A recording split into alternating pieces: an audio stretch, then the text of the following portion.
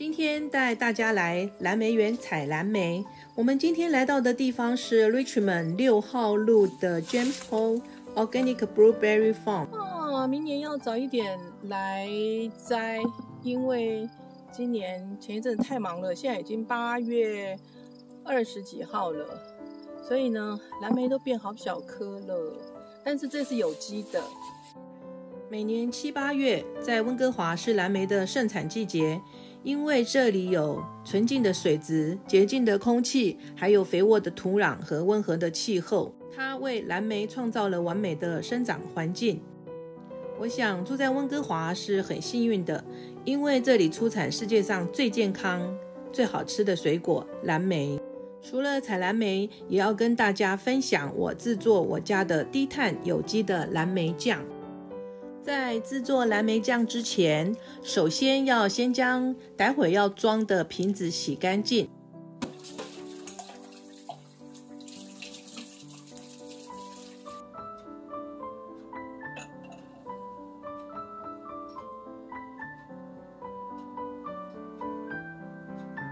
然后放入滚水中消毒，我大约煮12分钟消毒它。然后将它晾干备用。不过我还有多一道手续，我直接把它放在烤箱中450度 F， 大约10分钟不到的时间，再将它烘干水分。可惜的是这段我没拍到，如果没有用烤箱烘干，就这样自然晾干也是可以的。接着就是清洗蓝莓，因为是现摘的，所以清洗起来还蛮好洗的，没有什么太小颗或者是烂的需要挑掉，这样就省了很多清洗的时间。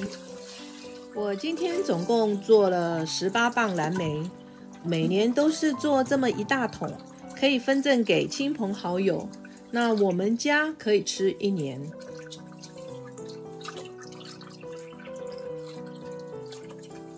再来就是放在炉子上煮。其实做蓝莓酱真的很简单，就是一直煮一直煮，煮到浓稠状就可以了。需要的只是耐心而已。在煮的过程当中，要时不时的搅拌它，火不要开太大，只要注意锅底不要烧焦，这样就可以了。还有，看到这只锅铲了吗？如果你不想锅铲染色，你就不要用木头的。因为我一时没想太多，就用这一只锅铲，结果就是这只锅铲染成了不怎么好看的紫色，而且真的洗不起来。OK， 这是题外话。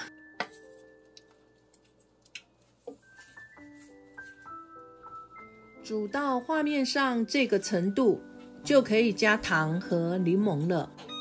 加上糖和柠檬，除了增加甜度外，也可以让水果释出果胶，缩短煮成浓稠状的时间。在这边有一个心得也要跟大家分享。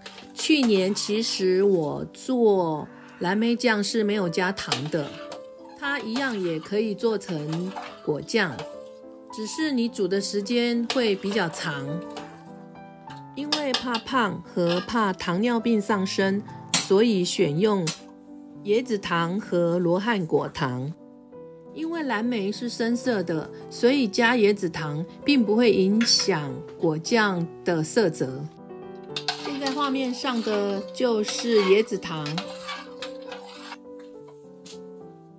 接着要加的是罗汉果糖。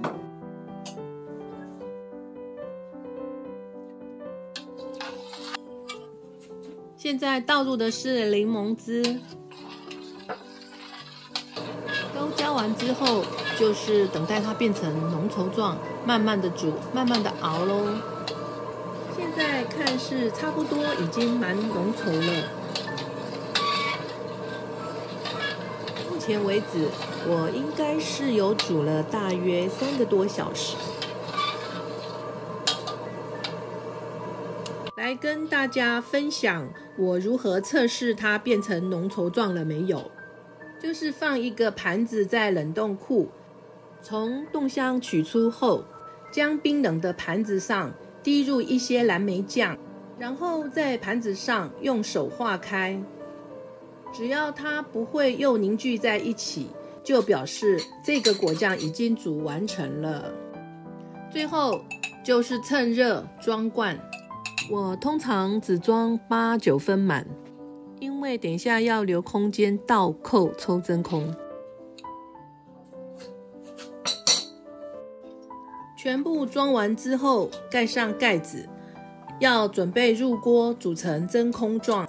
但请记住哦，瓶口不要转太紧，就是你转到手指感到有一点阻力就可以了，千万不要把它转很紧。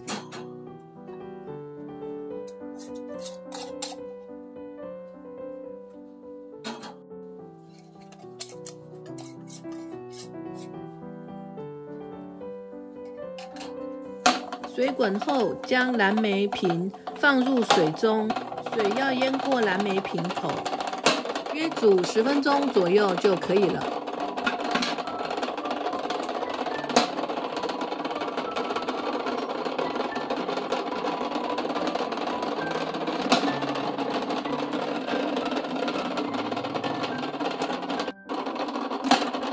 煮好后，用夹子夹出水面。